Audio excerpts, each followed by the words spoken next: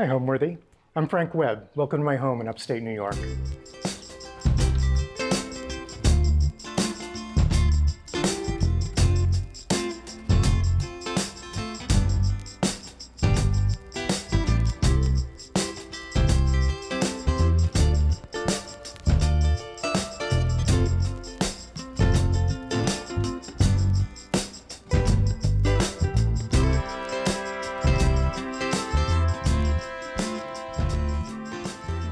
You're watching Homeworthy, where we believe every home has a story.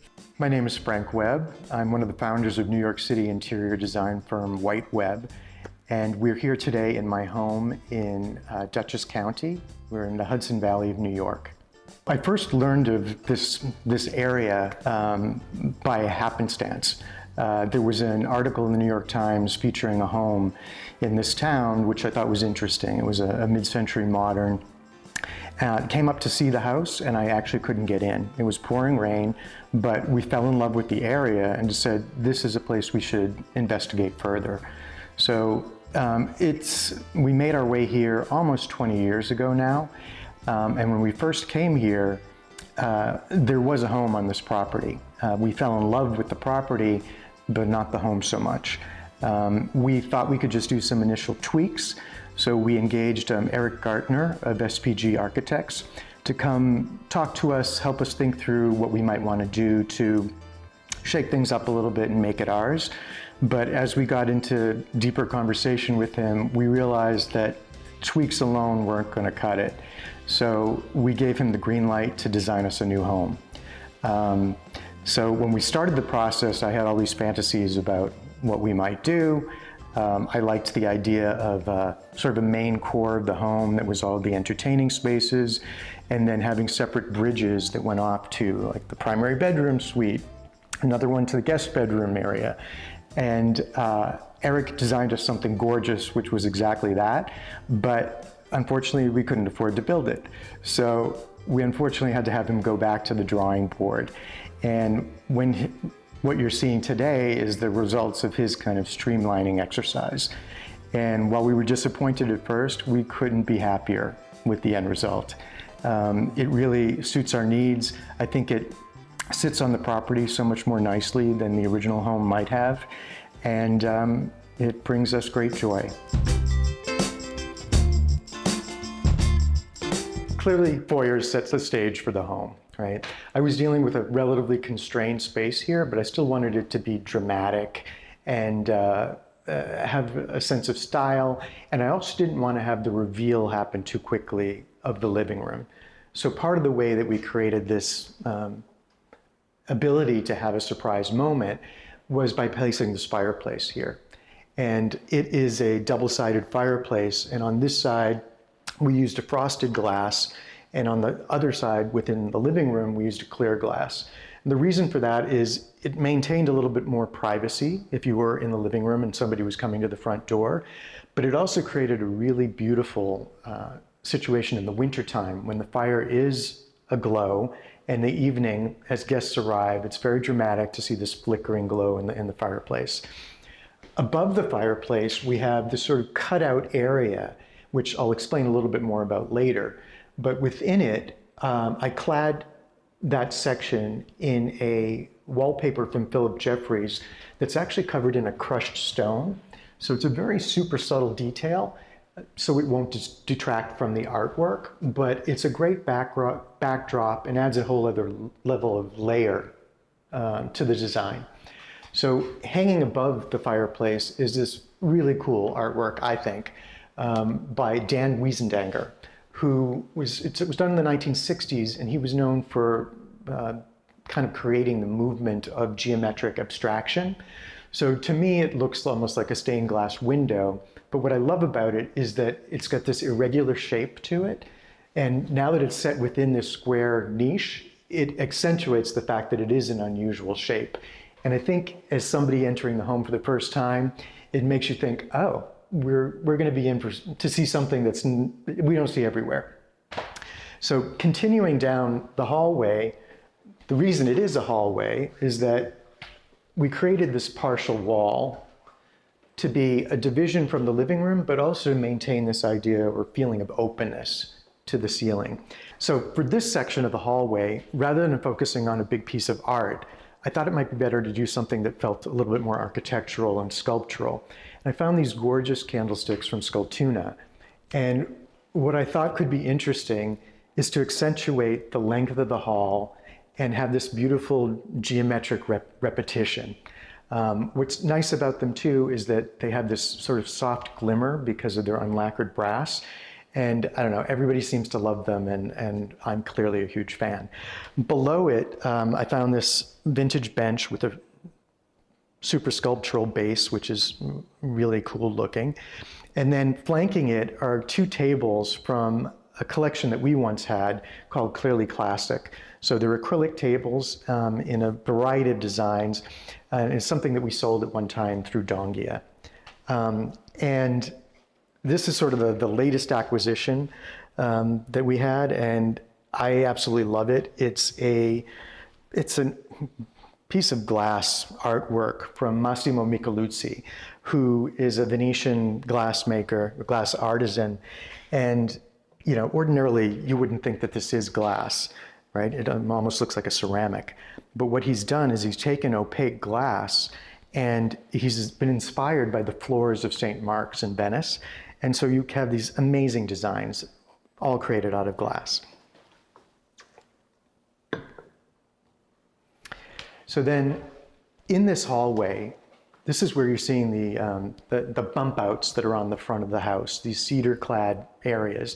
One is a closet, a coat closet. Another one is a powder room.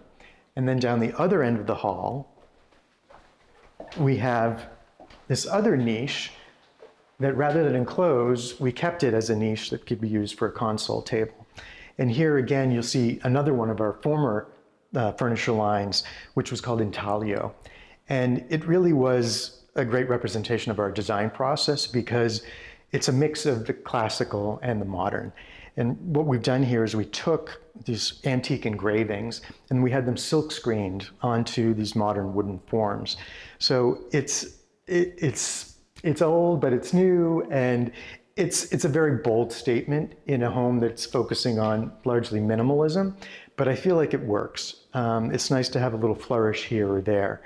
And then on top of it, we've placed this, I think, beautiful glass vase from Naso Moretti, another Venetian glassmaker, that is just so bold and colorful and happy that I love it. And another great thing about this area is that this mirror that we've hung here creates a nice kind of optical illusion where it makes it seem as if we've got a full round tabletop here because it's repeating the design, but it also reflects what's happening outside in the back of the home with the great landscape. This hallway gives you access into the living room, but it also leads directly to the kitchen. I'll show you the kitchen a little bit later, but what I wanted to point out is the beautiful sight line that you have down this hallway. You've got this long view, and it is centered on this plantings that we have out on the dining patio. And then, I'm not sure if you can really see it on camera right now, but we have these amazing sweet gum trees at the very end that frame everything beautifully. The home that we wound up with is essentially a rectangle that's about 25 feet wide by 75 feet long. We have this soaring ceiling height in the sort of the main entertaining section of the home, which is on one end, and that afforded us the ability to create sort of a stacked setup of bedrooms on the far end. So it's almost like a split level, but of the nicest kind. So when you encounter the home from the outside, what you see in front is largely an opaque facade. We wanted to keep it relatively private on the front. So you have the main core of the building is kind of a stucco. And then we have a series of cedar bump outs, which afford us opportunities for a closet, a powder room, a console area in the front of the home. And what gives it light there, though, is we have a glass door at the entry and then a series of clerestory windows at the top.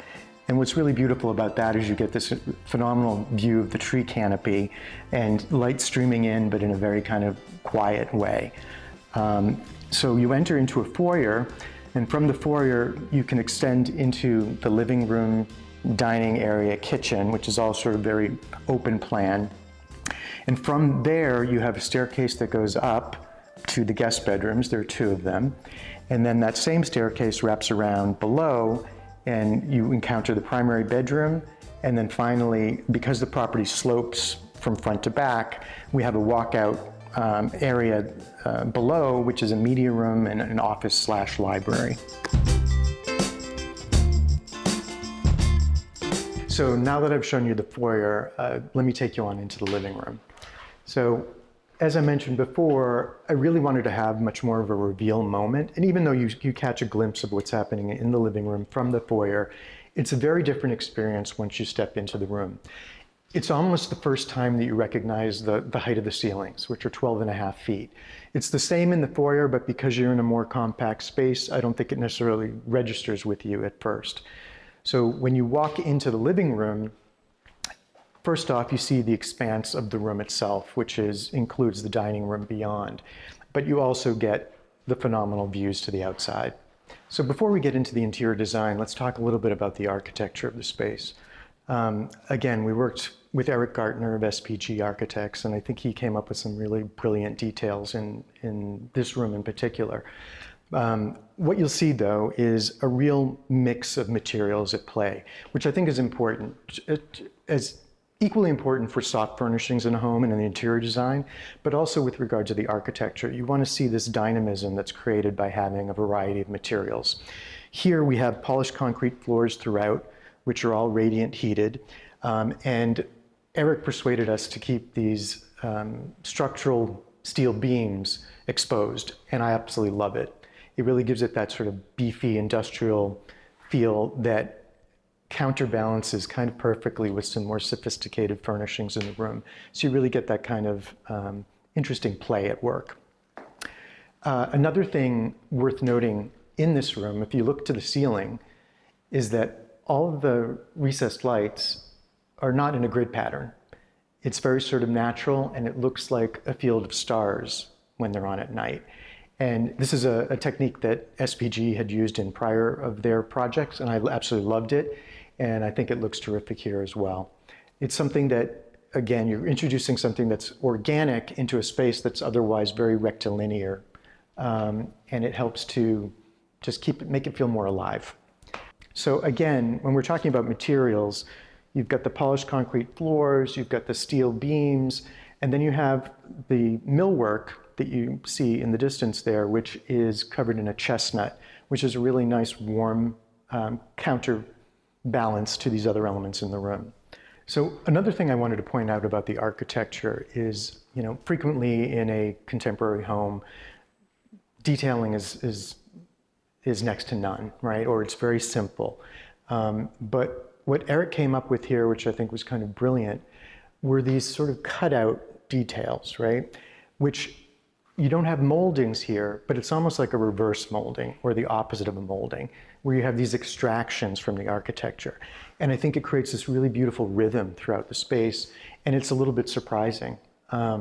So partly what you see happening, and we'll see more of this later, but it starts with a very kind of interesting staircase railing and the cutout that emerges from there.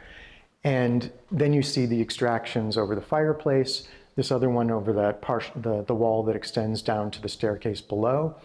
And even from an artwork hanging perspective, Eric came up with the idea of doing this recessed channel, which accentuates all of the other details in the room. So I think it's very subtle, but really beautiful and unexpected. So in terms of interior design, really the starting point for us in this room was this massive photograph.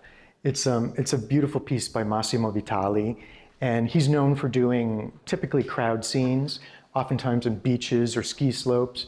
So this one was a little bit of a departure. It's actually some sort of a picnic that was happening in Paris. This is the Luxembourg Gardens. And what we loved about it was making an immediate connection to the outdoors. You're seeing the same kind of greenery that's at play right outside of the windows. What I also loved about it is the perspective, where you have these gorgeous pleached trees forming this, this visual line that's incredibly geometric and has the same sort of presence at the far end of the room. So if you're sitting in the dining room, you're looking at this, yes, you're not seeing the detail of all the different people, but you get the beautiful geometry of the piece. What I also love is I'm always drawn to figurative art. And so here you can just stand here and look at these faces all day long. There's something to imagine about each one of the people that's on view here. I had a bit of a challenge in sort of designing the layout for this room. What I wanted to be able to do was to host a largish crowd and make them all feel that they were together. But at the same token, we wanted to be comfortable for just two people to sit here as well.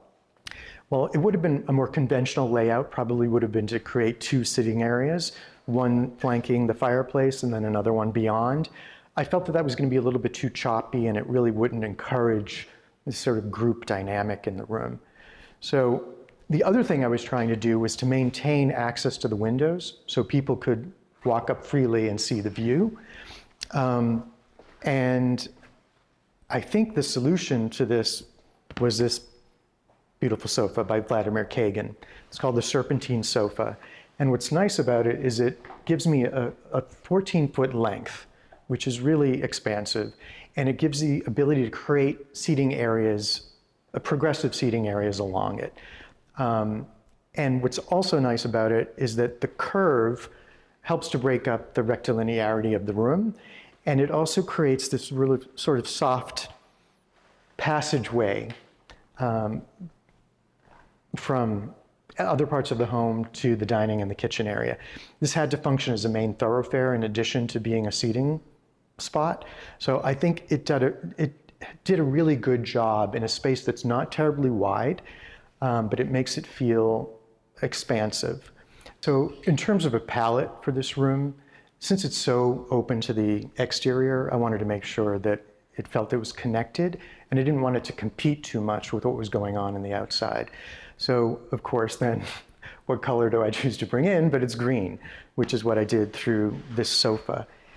Everything else in the room is fairly neutral, and there's not a ton of at least bold pattern at play, because again, I wanted it to be really more about the view outside.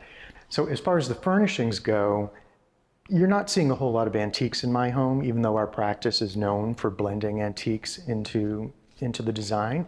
But there is one exception to the rule in this room, which is this armchair by the fireplace. It's something that was known as a chaise de malade, which essentially translates into illness chair or sickness chair. And it was something that it dates from the 1700s, and it actually reclines. And so that was the whole concept of it being a chair that if you were not feeling well, it was a place to go and rest. So what I like about it is that even though it's a much more traditional antique piece, it's very simple. And it's a Louis XVI kind of design with very straightforward legs. I also love the idea that it had these sort of ears, if you will, on the back of the chair that helped relate to the other curved elements in the room. And then to modernize it just a little bit, I had it reupholstered in two different fabrics, two different linens. That one is probably the boldest pattern in the room, but still something that doesn't hit you over the head. It's pretty soft and subtle. Another thing I tried to do here is to introduce a little bit of levity. I didn't want it to feel too formal. And so you'll see these sort of fun little pops along the way. One of which is kind of the pairing that I did here of this tiny little floor lamp next to this big chair. It's something that kind of, it makes people laugh when they see it. They think the proportions are funny. But what's great about it too is that it gives us another way of getting a lower level of light into the room. As you all probably know, most designers hate the idea of overhead lighting, right? And not that it's bad, but you really need to have a balance. So if you've got light coming from the floor, from coves, from mid-tiered lamps, it helps to make the process, make the lighting that much better in the home and make everything, show everything to its better advantage. So that was one thing here. What you'll also see is another table from our Clearly Classic collection, which we designed very reminiscent of some of the Egyptian furniture designs that were taking the form of animals and turning them into furniture. So we called this Cleo after good old Cleopatra. But I think it's a fun element, and it helps to diminish the seriousness of the space. In a similar mode, some of the artworks over here, I'm a huge fan of Damon Crane, the curator of a gallery called Culture Object, where he brings all sorts of modern artists together and with a focus on functional art.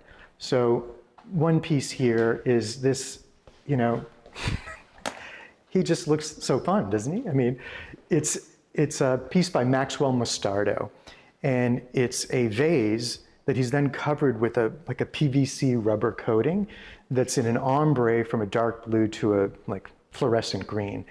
And he calls it an anthropophora, which is a hybridization of the words amphora, which is the shape of the vase, and then anthropomorphic. So, because it looks sort of humanistic by virtue of what he's done with the arms on the piece. So, to me, it's just a lot of fun. And this sculpture here seems very Modigliani-like, but it's not. And it's just another piece, another figurative piece that I was attracted to. And then over here, this is a resin piece by Kate Rohde, and it's frankly weird, right? I mean, it looks like seaweed come to life, and you can't help but smile when you look at something like that. So again, in terms of the furniture layout, you have sort of a seating area that takes place in this spot here in the room, another one in the middle because of this bench that we've created here by the fireplace, so you've got another conversation area happening. And then at the very end, we have this really beautiful pair of Rob's John Gibbings chairs that are from the 1950s that are very simple again. You can see sort of a connection between the straight lines of the piece with the other chair on the opposite end of the room. But what's nice about it too is that I've kept the pattern to something that's very subtle, because in addition to the pattern that you see here, there's also a gorgeous pattern that's made just by the webbing of the chair itself. So it gives you a whole another view, particularly from the back of the chair.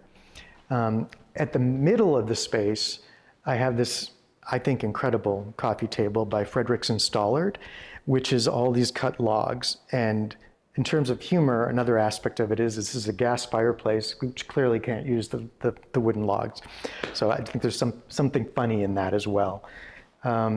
It's, in some respects, not the most practical piece in the world, as things can fall in the cracks, but it's worth it, I think, for the visual. It's the sort of piece that we could have covered with a glass top, but to me that just sort of would have diminished it and would have been at odds with what the original intent of the piece was. And then here, sitting by these chairs, is kind of an unusual ottoman that was designed by Kelly Harris Smith and won a design competition a number of years ago. It's again, just another fun, sort of half a mushroom kind of shape. And then lastly, in this corner, we have a light fixture, which is actually, from what I understand, I purchased it from Fred Silberman, the antiques dealer, and their assumption is that it was a prototype done in the 1960s by an Italian lighting company that never actually made its way to market. But if you notice, it's got kind of an unusual shape with, which we affectionately refer to as the Heine lamp.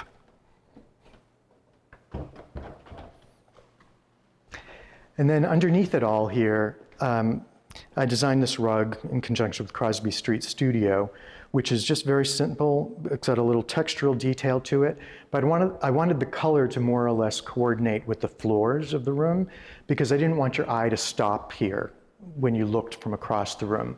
I wanted to see sort of a textural difference, but I wanted to keep the expansive nature of the floor when you viewed from the dining room. As a transition between these areas, we have this millwork here, which houses a bar and glassware and other things of that nature. But what's nice about it is it gives us a corner in the living room to play with. And in that corner, we've added this, I think, gorgeous plant. It's an anthurium ruffles, and which is loving it here. And I think it's just a beautiful sculptural element that, again, makes another connection to the outdoors. What's nice about this added corner, too, is it gives us a little bit of a blockage of view to the kitchen when you're in the living room. And on this side here, this enormous folding screen is something that we actually created for a show house a number of years ago. We were finished with the show house and like, well, I have ceilings that can accommodate it, so why not? And I really love that it's this softening element in the room. There's a sort of neoclassical element to it that somehow works in this mix as well. And what I thought about doing at one point was adding casters to it so that I could have actually drawn it around here and had more of a reveal when we do a dinner party. But it's one of many projects that have yet to be done. So when you make your way into this end of the space, we have the kitchen, which is covered in the same chestnut cabinetry as the millwork that separates it from the living room. And fortunately, I have a very clean chef as a husband. And so really what you see for the most part is just some neat, tidy cabinetry. The countertops are a white quartzite, which has got a beautiful kind of depth to it and reflects light. And we also wanted to maintain the openness of the space. So instead of doing a range hood, we have a downdraft behind the stovetop. So it keeps your eye focused on the exterior as opposed to equipment and appliances within this part of the room. In the dining area, I know it doesn't exactly scream country house, but I found this table and fell in love with it and decided, okay, I'm going to up the glam factor just a little bit. So this is a design by Piero Fornasetti, who started something called the Art Print Shop in 1930 in Italy. And ultimately, from his print shop, he wound up creating an atelier that then started to form furniture and housewares with his designs.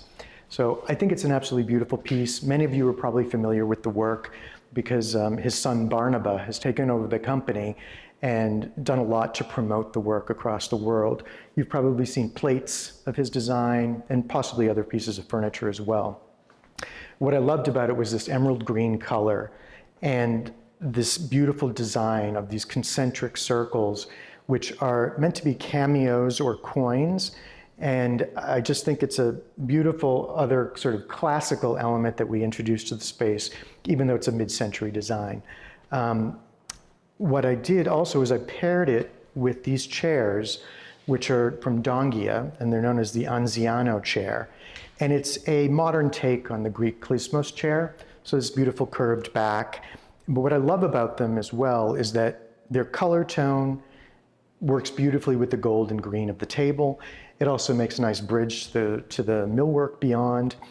And what's also working nicely with these are the legs of the chairs.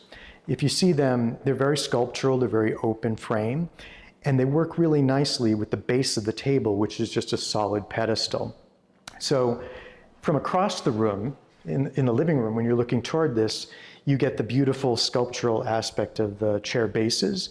And then when you approach the table, the chairs recede, and really what you're seeing are just the simple brown leather, and then suddenly the tabletop comes into view, and that's the star of the show.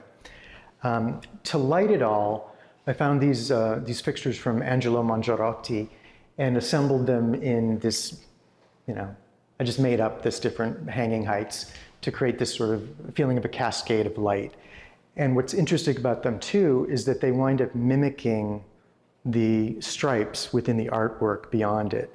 So what I love about this art, it's a piece by Susan Silton, a Los Angeles-based artist. And although it's very different from the Massimo Vitali on the other side of the room, I feel like there's a dialogue that's created between them from the sort of the bold geometry, the color, and Similarly, the way that the Vitali can be appreciated from this distance, this piece can be appreciated from the opposite end of the room in the living room. And what's curious about it, if you study it closely, I'm not sure if you can pick this up, but your eye is immediately drawn to these, rainbow colored stripes, but there's actually something else going on. This is a sort of a veil on top of a film still beneath it. And the film still is from a 1950s apocalyptic film called On the Beach. And it's a series, it's a film that talks about the survivors of a nuclear war. So this at the top, if you can see, is Gregory Peck's face. And below him is Ava Gardner, and she's leaning on his chest and embracing him. So it's clearly not a cheery message, but it's a great conversation starter at dinner. So there's a lot of openness in this room because of these sliding glass doors as well as the glass panels above. And what this leads to is an outdoor dining patio that we have. I'll talk to you about that a little bit later when we get outside, but it's a nice connection between the interior and the exterior. So just over 20 years ago, Matthew White and I formed a slightly unusual design partnership. Unusual in the respect that we're both very different people. He comes from the Western US, I'm from the East.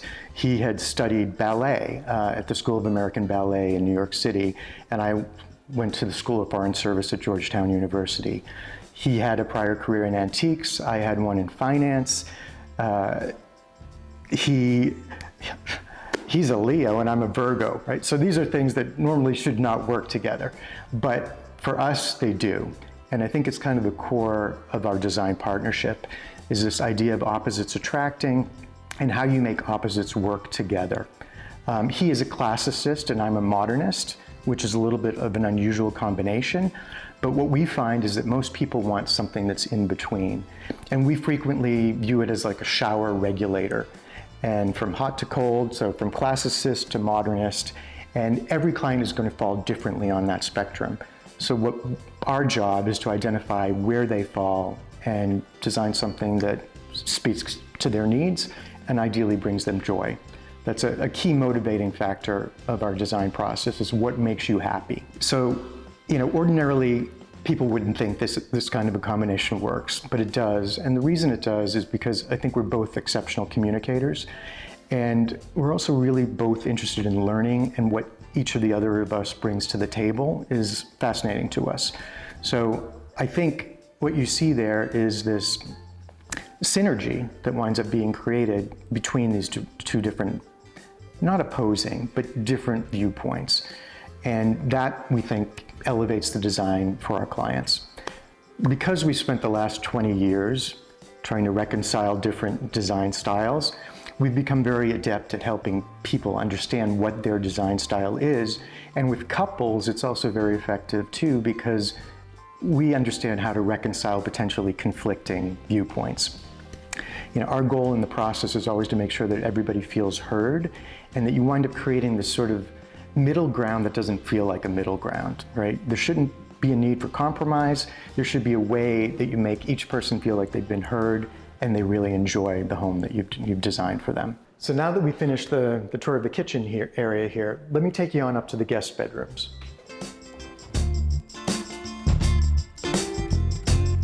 So in this far corner of the living room, we have a staircase that goes up to the guest bedrooms. What's also very interesting is this stair railing that Eric Gardner designed, which is actually made of corian. So it's very simple, but very sculptural. And we also have it backlit so that at night there's a soft glow that comes at the railing as well. So if you come up the stairs, you get to a nice little landing with an overlook to the staircase below that leads down to the primary bedroom. But what we did here is we weren't dealing with a ton of space.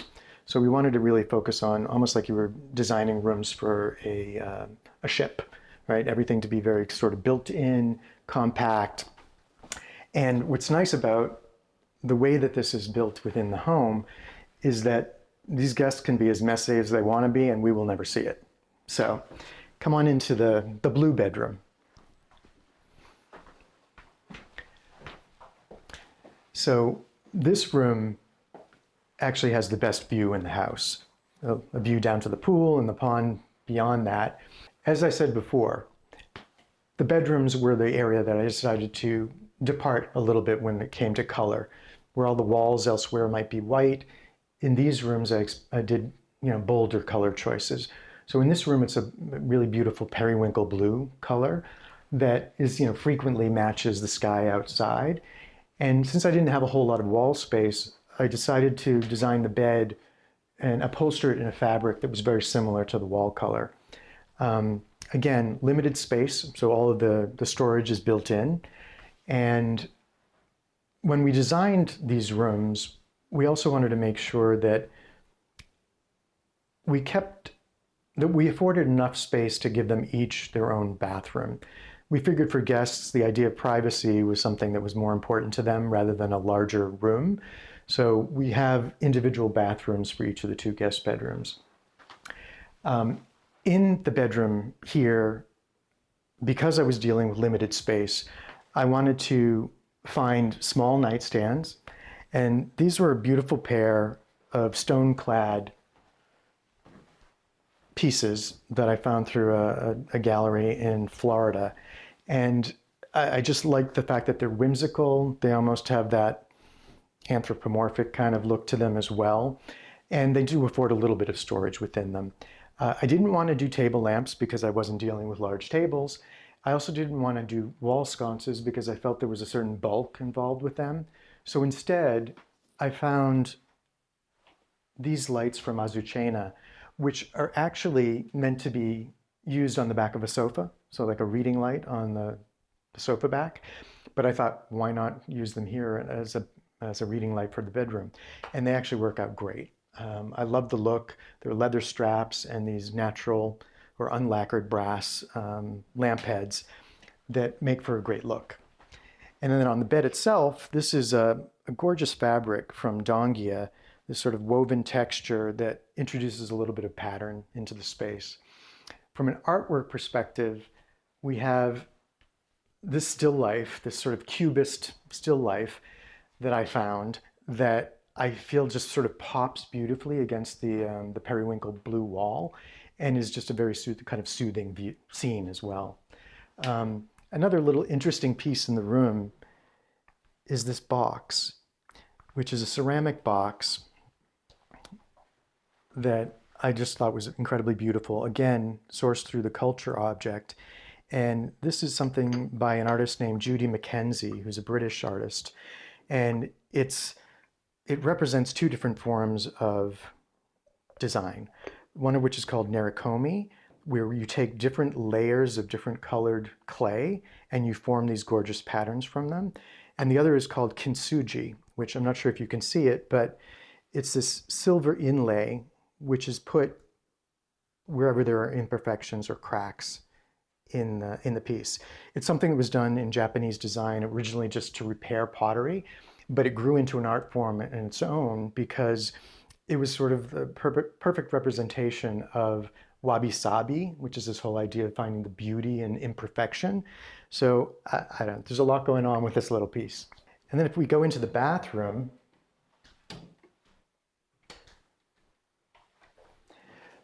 so both bathrooms are designed very similarly in that there's a combination of a large format porcelain tile that has a sort of terrazzo-like pattern to it. And then what I did is I used a resin countertop material from 3Form in each of the bathrooms. And what I did is I had them follow the lead color from the respective bedroom. So this is a little bit unusual to see something like that, but I think the color is gorgeous and really grounds the space and makes a nice connection with the room beyond. I also designed the bathroom so that knowing the door would be open 90% of the time, I didn't want to be staring at a toilet. So it's organized in such a way that the toilet is out of view. Another thing that we make a point of doing when we're designing bathrooms is to make sure that the shower controls are readily accessible, right? So you don't have to go into the shower in order to turn it on. So that's what we did here with a nice little niche for the products beyond. Where possible, I try to keep the products out of immediate sight lines as well. So I think it's just always better to keep those out of view. And there's a cool little seat in the shower as well. And we also have tiny windows in the bathrooms that afford privacy, but also gives you a nice little snapshot view of the greenery outside. So for the second guest room, it doesn't have the same kind of big, expansive view that the other one does, but it still has a nice little view toward the front of the house. And this room I covered in a grass cloth from Philip Jeffries, which is in this kind of beautiful grassy green color, which again makes the connection to the outdoors. It adds some beautiful texture to the room. This space feels much more cosseted than the other guest bedroom. And it's interesting to see who chooses which room, because I think it really says a lot about the different people. In this space, what I did is, again, I designed the bed with attached nightstands in order to keep everything sort of floating. And I upholstered it in a kind of a beautiful tweedy fabric that is in a mix of greens and blues and whites, and then found this fun geometric fabric to serve as a Roman shade above. From an artwork perspective, this was a little bit of fun, where I found these drawings actually at the Affordable Art Fair, and it's by an artist named Masha Suzuki, and what she's done is created these drawings of squirrels with Mexican wrestling masks. So it's a bit of humor. It was my nephew's favorite room just because of these squirrels. I've yet to see them out there, but I'm keeping my eyes peeled. So now that you've seen the guest bedrooms, let me take you down to my bedroom.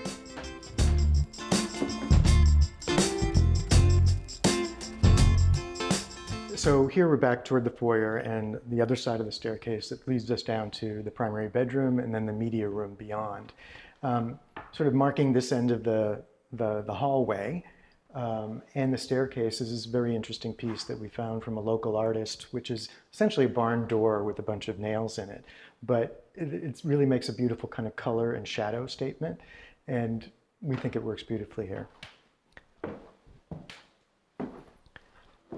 Again, as we go down the stairs, you get another glimpse of what's going on with the staircase design and that extraction detail that I mentioned before. I think it's a beautiful sculptural element here that, you know, otherwise would have been very sort of ordinary. So the primary bedroom occupies the same space as the two guest rooms above. We also gain a little bit of space because on the back here we have this bump out, which then afforded us the ability to have this nice little sort of reading area here. This is a really comfortable chair from Minotti called the Hopper chair, which originally came in a pony skin, but I had it reupholstered recently in this really kind of gorgeous abstract pattern by Looms by Soleil is the name of the company. And I paired it with this ottoman, which I just designed, which is very simple, the drum-shaped form.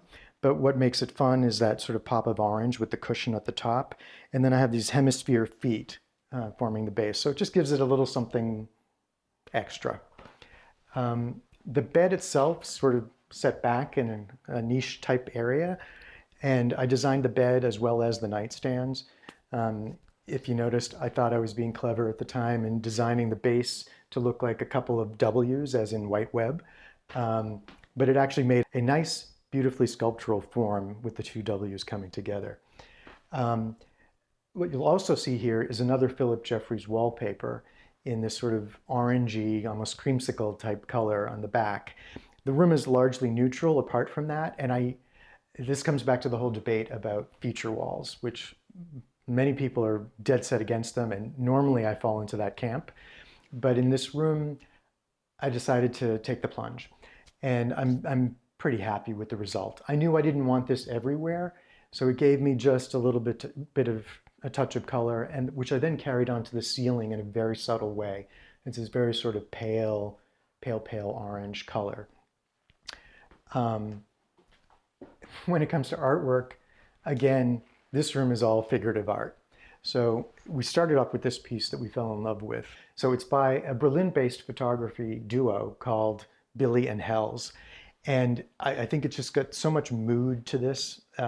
You don't know what's going on with their expressions, but they're so I don't know, they draw you in. We thought it was really beautiful.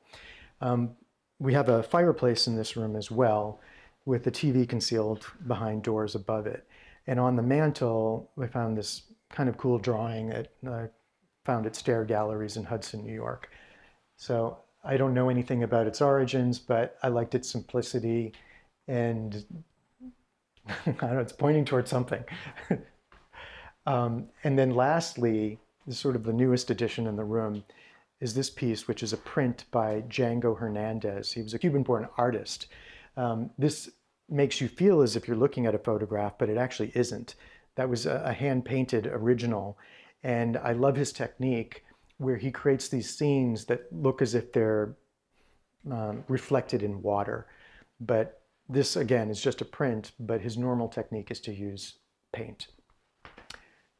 So if we go around the corner, we come to what we refer to as the dressing room. So it's just a series of closets on one side, and that then leads to the primary bathroom. And then outside, you can go to an outdoor shower just beyond. The primary bathroom has actually gone through a couple of changes since we've been here. But what you'll see is a very sort of neutral and calm envelope. And all of the tile on the walls are thassos, and it's a honed thassos for the two long walls in the room. And then on either end of the room, I decided to do something that was a little bit different, where I took a different sized tile, which is actually textured. So you're just seeing more of a geometry play as opposed to any real difference or great difference in material. And on the floors, I have this micro mosaic, which I think is really beautiful, in Bianco Dolomiti marble. And then for a bit of a bold statement, the tub itself was covered in a marble that was known as mink. So it's very, very graphic, very linear, and it introduces a little bit of pizzazz into the space. The vanity is floating, and it's clad in a warm wood in order to introduce something that felt a little bit more natural and warming into the space. And then the ceiling is a place where I chose to try to warm up the space with this color from Benjamin Moore called Lemon Drops. And what I liked about it, to me, it felt like I was taking another color in the citrus family, if you will, right? We were dealing with the oranges in the primary bedroom, and here we went into another branch of that family. The artwork on the wall is by an artist named Darlene Charnico, and I love it because it almost gives the impression of an abstract landscape. And it's done through a combination of paint, resin, and nails. So I love the textural quality to it, and it just is another enlivening element in the space. Up above is a beautiful light fixture, I think, from Pablo Designs. It's super simple, but I love the reflective nature of the top portion of it. And it sort of mimics what's going on with the two shower heads in the shower beyond. As far as some of the fixtures go in here, the sinks and the faucets are all from La Cava. And I think this is actually a very interesting design. But if I were to do it today, I think I would probably move away from the vessel type sink. I find it's a little bit more practical to have more countertop available as opposed to the sink occupying it. And then the lighting is actually very beautiful and very bright, which is important. And these are some great looking fixtures from Waterworks that I love. It sort of, this striping detail kind of mimics what's happening with the mink marble below. And it also gives it this sort of a quasi-deco feel to it, but still very contemporary and of today. I was in a yoga class last weekend, and what was interesting to me was this principle that was brought up from Hinduism, where they were focusing on parts of the body and how they represent different things. And they may be seemingly opposite, where one thing is about like nourishment, healing, illumination, and that would be associated with the kidneys, let's say. And then you have the adrenal glands, and those are focused on ignition, spark, transformation. But the idea is that they work together to create harmony and good health. So similarly with design, you can be putting things together that feel like they don't belong, but somehow together they wind up elevating the whole. And I think this is further illustration of the point that good design is dynamic. It's a function about taking things that maybe don't conflict necessarily, but they're bringing some opposites together, textures, colors, design periods and styles. They can be made to work together, and in fact, they oftentimes are much better when they're brought together with things that are slightly different ilk. Nobody likes sameness. It winds up creating rooms and homes that are flat and dull. And we've found that that's what we wind up bringing to the table, because as a classicist, he's going to focus on things that have provenance and patina and the sense of the handmade. Whereas I will do the same as far as the artisanal aspects of things, but I'm focusing more on the contemporary and in some respects how technology comes into design. So there's an interesting meeting of worlds that happens when we sit around the design table. The next spot I'd like to show you is the media room. So come on down.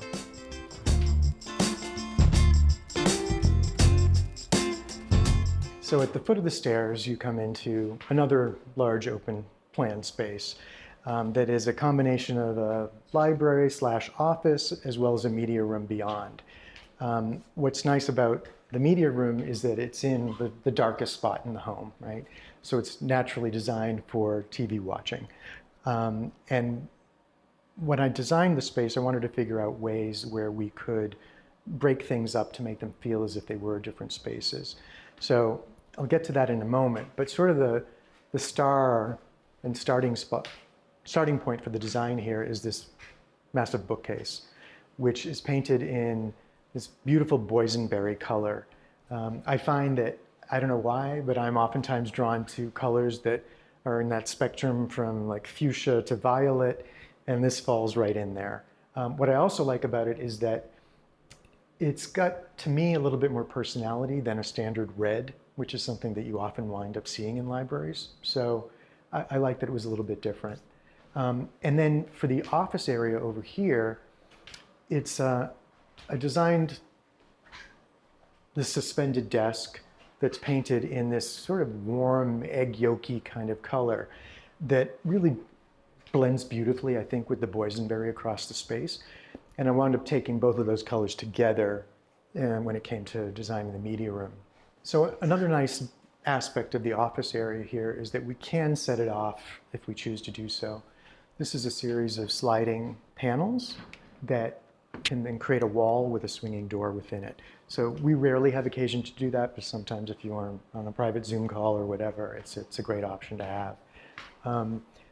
The table, the work table here, is just something that was designed by Gilbert Rohde. He was the first design director of Herman Miller. And this piece was probably done about 1940.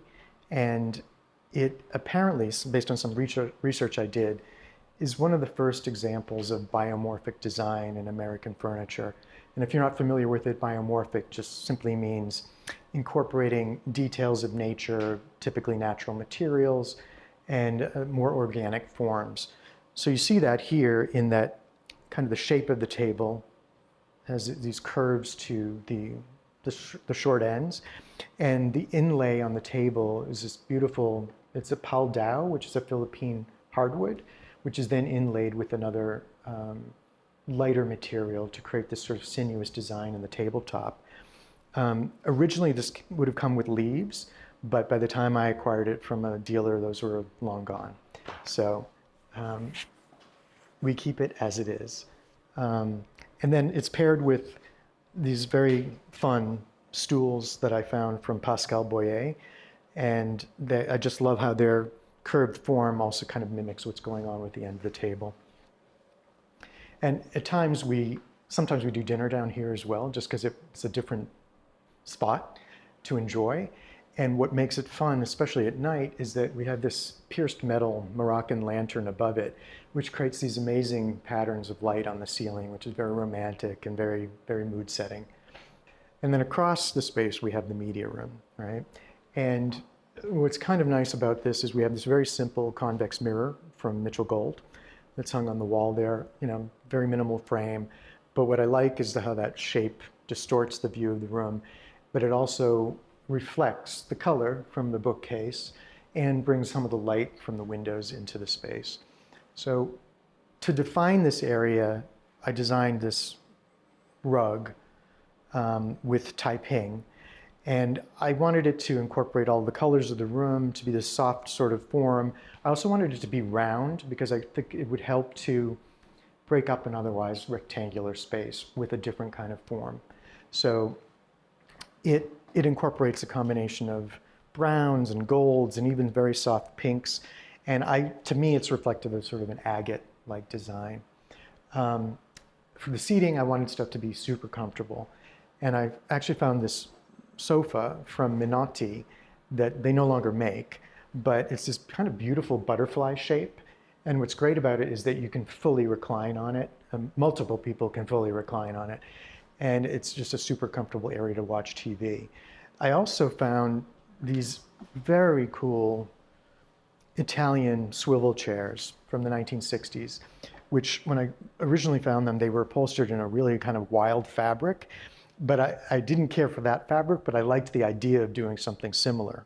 So I found this beautiful fabric from Stucco, which is an ECAT type design, in this kind of strange color combination that worked perfectly in this room. So it kind of draws everything together. And I recently had the sofa reupholstered, and again, just try to pick up on some of the core colors in the room. What you probably can't tell is that the sofa itself is actually sort of a pink type fabric, but it's very subtle. You see the earth tones coming through as well, but it ties everything together really nicely. For the artwork in the room, these are 3 pieces by an artist named Jay Shin, where he takes spray paint that he applies to acrylic in order to create these very geometric designs. So they're very subtle. They're meant to sit on these shelves so that you get the perception of depth. There's the big debate about whether you expose a television or hide it. And given that this was a media room, I thought it made perfect sense that we would just keep it on display. Personally, I'm not really a fan typically of frame TVs, ordinarily because I feel like you're really not fooling anybody. So I would either just prefer to see the set, its modern simplicity on its own, or design some way to hide it altogether. So that kind of concludes the interiors. And if you're still interested, I'd love to show you the outside.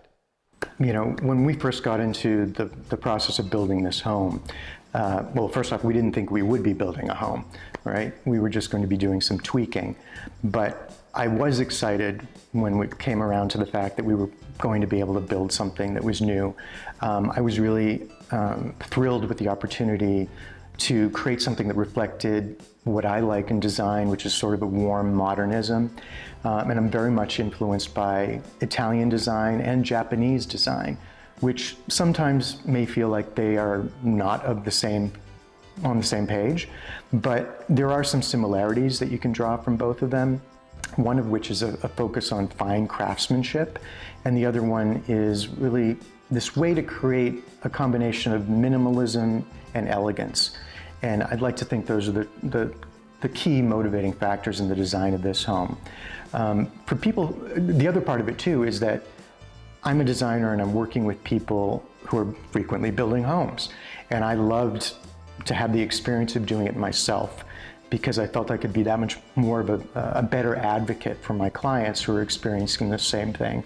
I will have walked in their shoes and felt their pain and understand where, you need to put a stake in the ground and other places where it may be okay to compromise. But when it comes to the design process, one thing I would highly recommend anybody going into this doing is to have a full team from the very outset. Clearly you start with an architect, but as soon as you possibly can, bring the interior designer into the equation and don't skimp on the landscape. Make sure you factor in landscape design as a budget consideration and a design consideration from the very get-go. You will find that if you stage these things or don't bring them together in the very beginning, you're going to have a less than ideal result, or you're going to encounter even greater expense. So that would be my recommendation. I was the interior designer, and clearly I hired an architect to work with me here, but I also had a landscape architect from the very beginning who was Mario Navera of Navera Williams. And the idea of bringing these creative talents together at the same time, it fosters a different kind of creativity, because you're bringing these professionals to the table that are all bringing different viewpoints to bear, rather than just having one-on-one conversations with you as the client. So that would be my advice for anybody considering the building of a home. So off of the kitchen, again, we have this dining patio that I'd love to show you.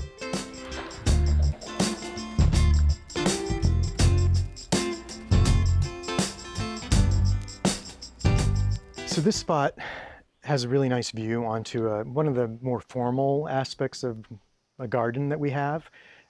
I use the word formal loosely, but what we tried to do was to have more structured plantings immediately around the house and then go to a more naturalistic landscape beyond. But anyway, you've got a view in this direction toward the garden. And also toward this view is the side of the garage on which we have this espaliered apple tree. And on this side of the patio, this is an espaliered pear tree. As you can see, we've got some pears growing. Out here, I wanted to have a touch of color, and I thought the best way to do it would be to get a glass table. So the table itself is a design from Design Lush, but I had the tabletop custom designed with a glass company. And this is this gorgeous purple color that was reflective of the flowers in our landscape as well. I mean, every year I plant this with the white mandevilla and the purple verbena below. But more broadly in the landscape, we don't have a ton of flowers, but what we do is either purple, white, and sometimes yellow. I just wanted to try to keep a very sort of constrained palette. Not super fussy about that kind of thing, but I just thought it was more restful to see things having a sort of rhythm. Off on to this side here, the patio area kind of wraps the house, and we have some very simple seating with a wonderful view beyond. So as you can kind of see from here, the pond does have a fountain, which unfortunately decided to break on your visit. So I can't show you what that looks like, but it's very subtle, it's simple, it's a straight geyser, but it really is a beautiful, restful thing to look upon from here. On the back of the house, again, you can see that it's largely glass, right? Mostly windows, whereas the front is not. What's another feature that I love about the house, which you can see probably from different views, but is the roof line. And it's peaked, or it's inverted. So the front is low, the back is high, but in addition to that, the roof expands toward the back of the house, so it gets wider. And you have these chamfered corners as well. So it's a very beautiful wing-like kind of detail. And you experience it mostly when you see it from the side of the house. With the landscape, we worked with Mario Navera to come up with a plan that was really made a ton of sense for us. This wasn't a full-time residence, so it needed to be a place that was generally low maintenance.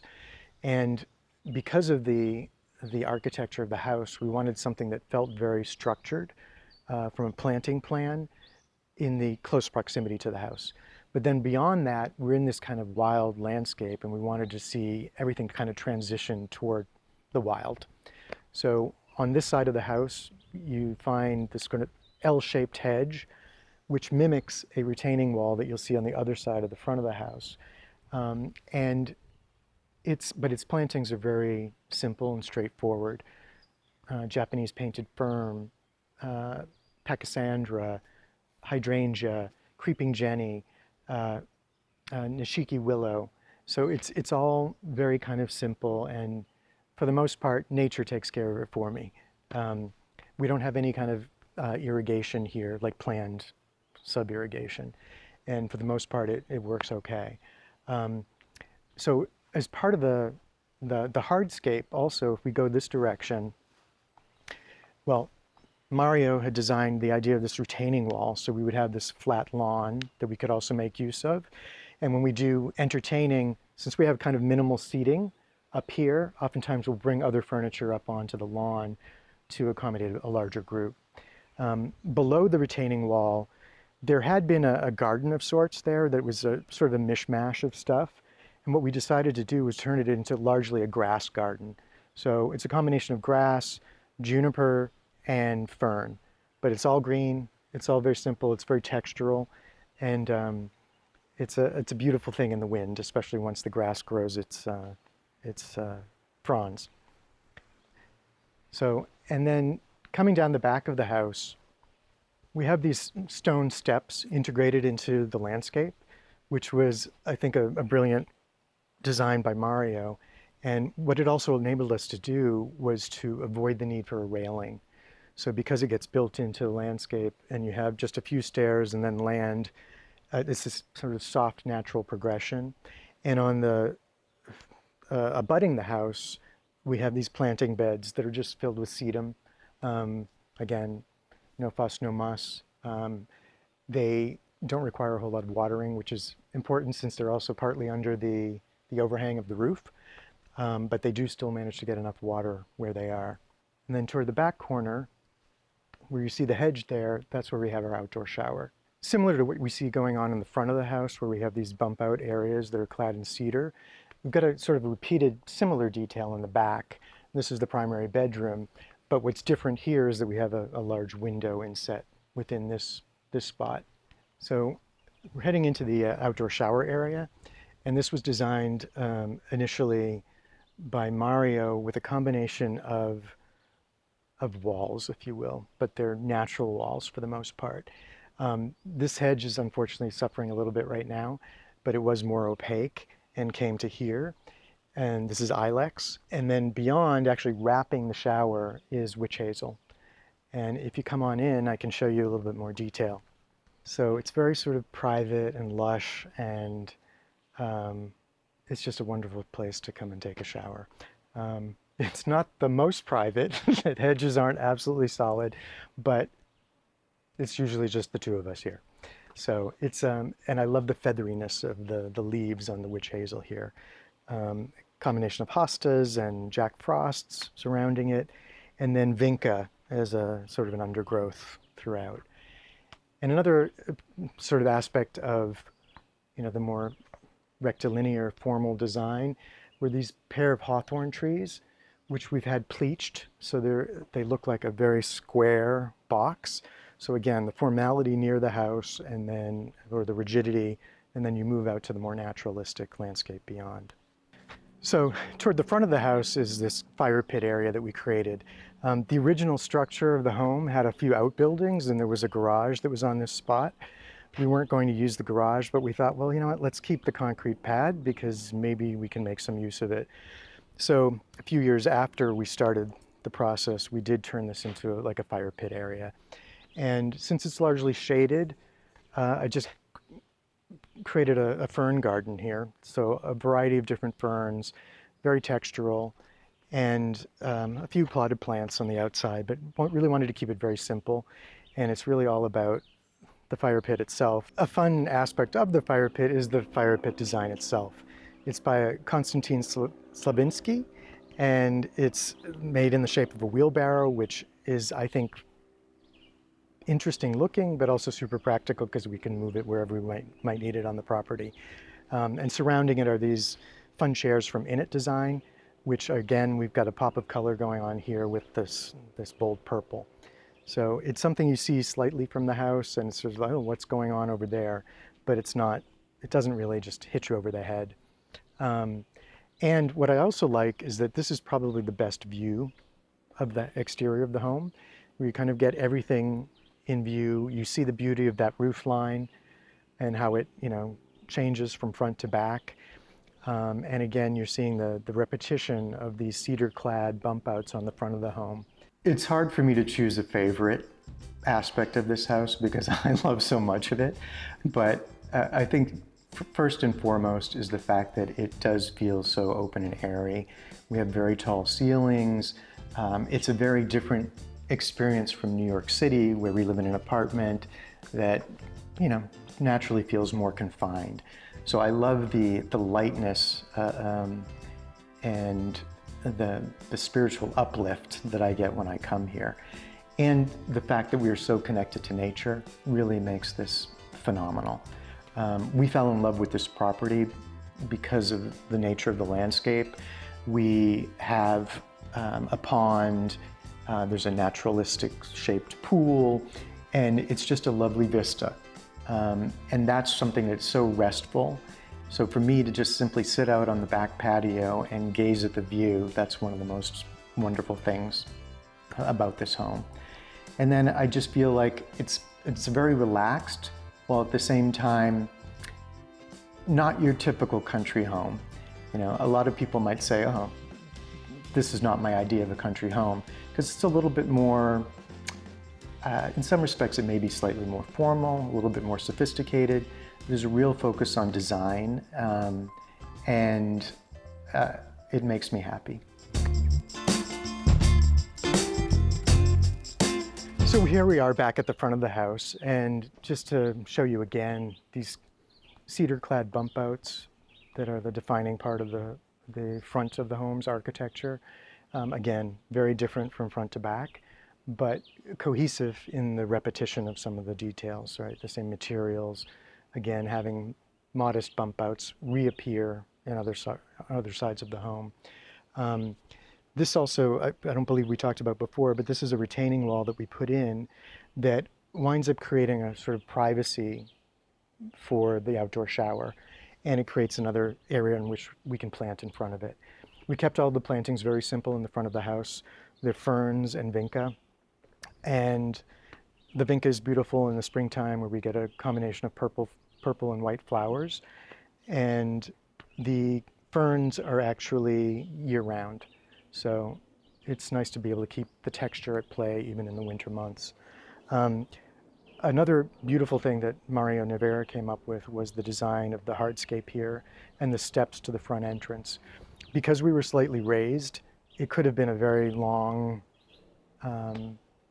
element to get to the driveway. So we have this sort of middle term landing, followed by other steps that, like the back, are integrated into the lawn itself. So again, no real need for railings here, at least from a code perspective, but it gives us a setting that feels very naturalistic, and it's very practical for maximizing the driveway area that we have.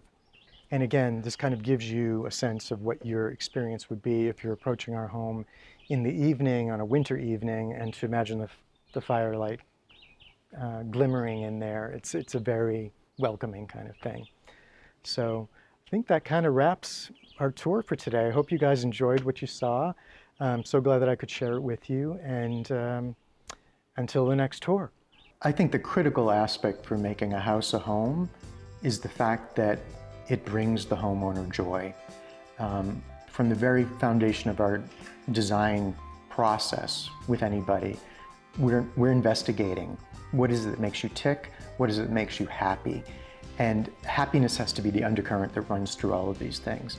Not everybody's going to have the same likes and dislikes, but there's a way to navigate things where we aren't design divas imposing something on you, but we are, we're kind of Sherlock Holmes. We're doing the investigation. We get into understanding who you really are and what a home means to you. And that's different for everybody. So, but what makes it a home for you is what brings you joy. And you should be able to architect you should be able to architect joy into the design process. Thanks for watching. Be sure to go to homeworthy.com for exclusive content, shopping guides, and so much more.